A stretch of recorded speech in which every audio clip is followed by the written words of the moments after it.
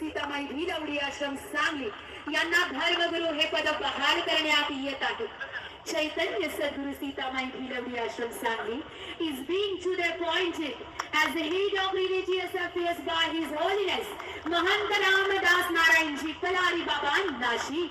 The great announcement to the one and all, to the glad bomb, to the please big applause, repeat again. सर्वांनी जोरदार टाळ्यांचा गजर करावा अशी विनंती करते मंडळी.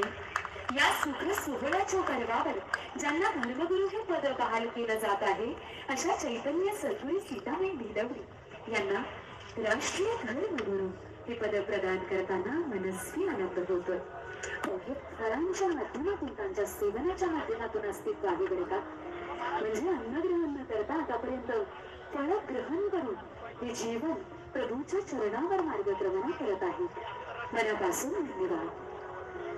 तदनंतर मंडळी या सुंदर कार्यक्रमाच्या शुभ पर्वावर आपण सर्वांनी या ठिकाणी उपस्थिती दर्शवून आपण या ठिकाणी आला साधू संतांचा पुष्प वर्षाची ही दृष्टी पाहिली याकरता आपल्या सर्वांना धन्यवाद देते. राम कृष्ण हरी.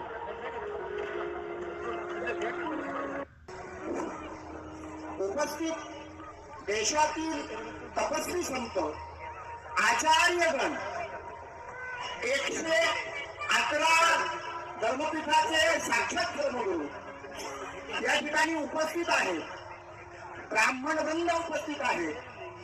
साधू संत तपस्वी हिमालयापासून या व्यासपीठावरती ज्यांनी आमंत्रित केलं तेव्हाच परमात्म्याचे जे जगाला उद्धार करण्यासाठी जे संत आहेत ते उपस्थित आहेत.